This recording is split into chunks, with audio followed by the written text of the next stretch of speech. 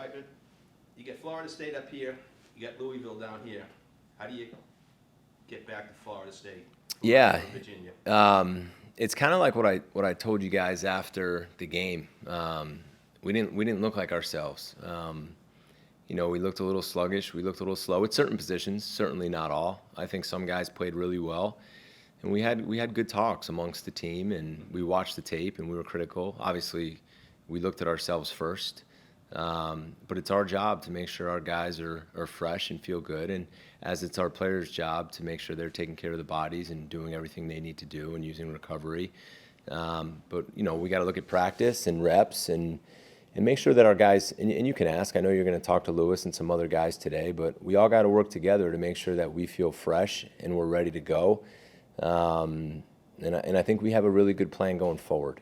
Our guys are excited to get back to work and get that last game, get that taste out of their mouth. But it's not for a lack of how we prepared and how we practiced. I think some of the guys would tell you it was our best week of practice. It was some of the hardest we practiced, and they were ready. And for whatever reason it was, we didn't execute at a high enough level to win, and certainly didn't coach well enough to win. But we're excited. We're excited for the opportunity we have against Virginia on Saturday. Offensively, 28 points. All it's already win a game with 28 points usually. Although you can have a high-scoring game, but defensive players, is there any worry of that they're kind of looking at the offense, or excuse me, vice versa? Offense looking at the defense, saying what's going on, type of thing. No, I think I talked to the staff about that. I talked to the team about that, and you can talk to the players today. There's not going to be any finger pointing. We've certainly had enough games this year where the defense stepped up. And you're going to have those days where the offense steps up when the defense had a tough one, or the defense needs to step up when the offense is struggling. Our offenses went, I think, over 400 yards for 3 games, which is as many times as we did that last year. Disappointing, and I think it was our first 4 possessions we didn't score. So we need to start faster. Still not an excuse. You score 28 points, you should be in the game at the end, and that's definitely something that we'll look at and fix. But the offense, to go over 400 yards in 3 games and really 4 attempts, they're getting better. I think the quarterback's playing better.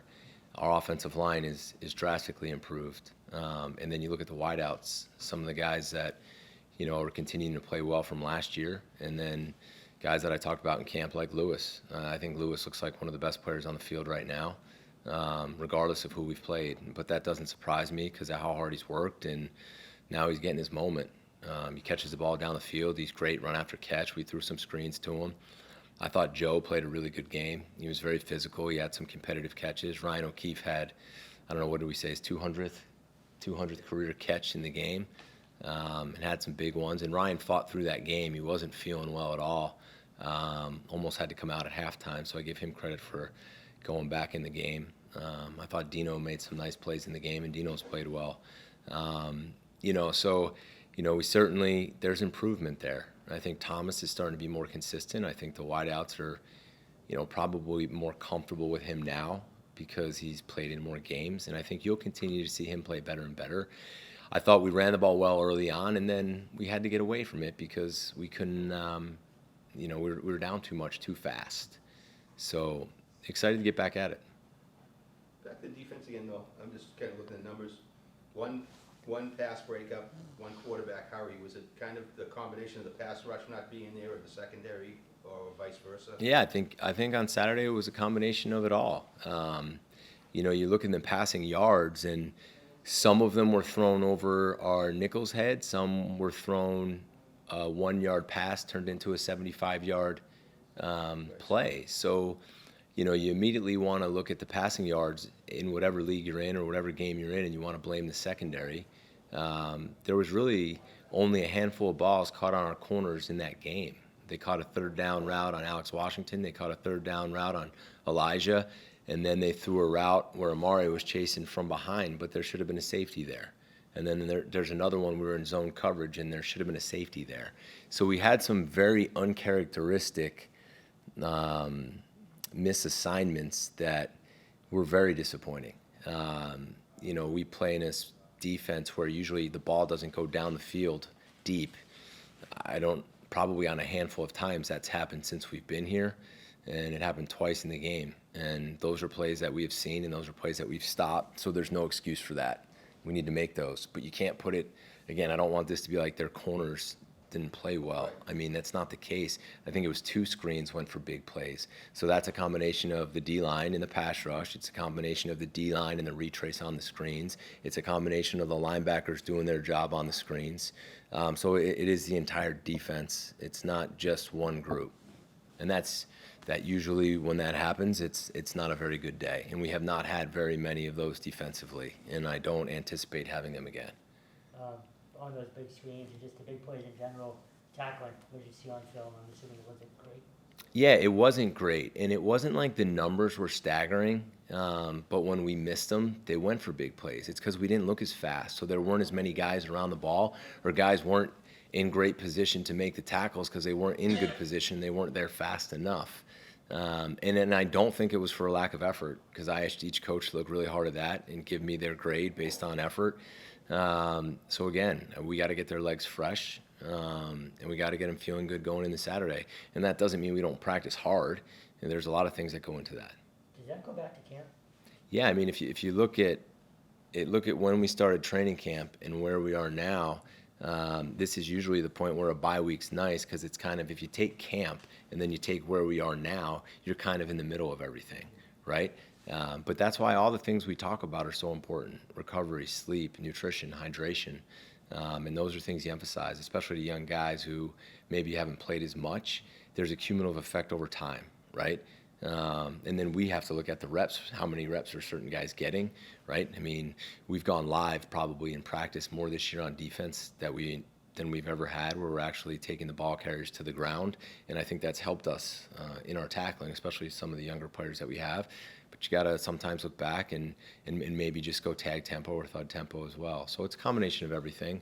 But we have 2 games to go until we get a break, so that's not going to be an excuse where we're going to look like that again. We'll take care of that. Back to Bond, looks like he's emerging as a pretty good red zone option for Thomas. How did that come about? He only had a few catches last year. Yeah, well, I think, he missed some time last year, and I think that he probably would have taken off sooner. I think when you show the reliability that Lewis has showed, I think that's very comforting to a quarterback. Lewis isn't just a good player, he's a very smart player, and he's a guy that you can trust as a coach. So you know where he's going to be. He's going to be in the right spot, right? He understands the defense. He's going to put himself in position to make the play. And I think Thomas now has a feel for these wideouts, and he trusts Lewis, right? So when things break down, or maybe even if it's not his first read, I think Lewis is going to get a lot of targets because we know he's going to catch the ball. And the thing that he's doing probably better than I've seen is his run after the catch. I mean, he's breaking tackles consistently. And again, it goes back to the hard work. It's one of these stories, right? It's all these kids want to get into the transfer portal if they're not playing their first or second year. And it's one of the reasons that I appreciate Lewis so much. And I don't even have to go in this much detail, but I think it's a good story for people to understand and learn from. Lewis and I had conversations after his first and second year about the transfer portal. And should he transfer to a place where he could play right away? Should he transfer down a level where maybe he could get more playing time? But he didn't. He kept on working, and he took his role, and he continued to develop, and he got stronger, and he worked on his craft, and now all of a sudden, look what's happening. And I think that's kind of lost in football right now. And I appreciate and respect him so much for that, because I think it sets a good example for our young players that it doesn't have to happen overnight. Was Zay an example then for him, kind of in that way? You'd have to ask him that question, but the truth is, Zay's first year, he didn't get a lot of catches, right? He kept gradually getting better and better and better until he was one of the best receivers in college football. And now he's doing what he does in the NFL. But certainly, there's a lot of those examples. And when those stand out, I think they should be noted. So I appreciate you guys asking about Lewis. And one last thing, the new name here is Sion Howler. I don't know if I'm saying it right. We call him Riz. So Riz, you can just R-I-Z. refer to him as Riz. It would be easier for all of us. He had a pretty good game. He had a really good His game. numbers, He did. Another good example. Called Riz in early last week and had a conversation about him practicing, and his chance was going to come. and he's been coached hard by Coach Duggan and our defensive staff, and he had an opportunity to play in that game, and he had a handful of tackles in limited time, and he looked fast and he looked physical, and in my opinion, he's earned the right to play more based on that game and based on how he's been practicing. Two more quick ones Yeah. for me. Health-wise, how you guys looking? We look pretty good. There were some guys banged up. You know, Kai kind of limped off at one point. Kai came into that game a little bit banged up with how hard he played against Florida State. He should be good to go. Pat looked fresh. So we're going to need to get Pat the ball a little bit more. He came out of that game healthy. Everybody else, I think right now, will be practicing full tomorrow. By the way, one more. Then, Sure. Bryce Steele. Any update on him at all? Yeah, that's a health issue, and I think when he's comfortable sharing that publicly, out of respect for him and his family, I think that's the best way to handle that. We miss him. That was kind of what I was asking. We miss him. Take out the player. He's a great player. He's our starting linebacker. He can run. He can hit. Just miss him out there. Leadership, his toughness. We brought him to the away game. He helps us out. He's been a big part doing everything that he can. But we certainly miss him. But it's bigger what's going on for him than football right now. So, you know, our prayers are with him, and our whole team's wrapped around him, trying to make sure that he's okay. And this could be a very vocal fan base when they want to be. It has been very vocal lately. What would you say to them right now? It's still relatively early, but how do you kind of convince them that this is going to kind of turn around? Well, we got some really loyal fans, you know, and I get the disappointment right now. They want us to win, and there's no one who wants to win more than this team, myself, and the staff. And there's a lot of support from people that we've gotten, and I appreciate. And, you know, in life you go through adversity. You ever have a family member, a friend go through something hard, you stick by them, right? And then all of a sudden they come out of the storm and you stuck with them and you grow closer. These kids need the support. I understand the frustration. I do. And I'm not happy about it. But I am going to do something about it, as is this team. So to them, I would say stick by your team, stick by your school. It's what makes BC special. I think BC's different. They can be vocal. I get it. I do. We're not winning. It doesn't mean turn your back on your team and these kids, because they deserve it. And it's Parents' Weekend, so I expect it to be a great crowd, and we need to give them a lot to cheer about. And I'm excited to do that. I'm good. Cool. Thanks, guys. You good? Where did Riz come from? I can't see the comment.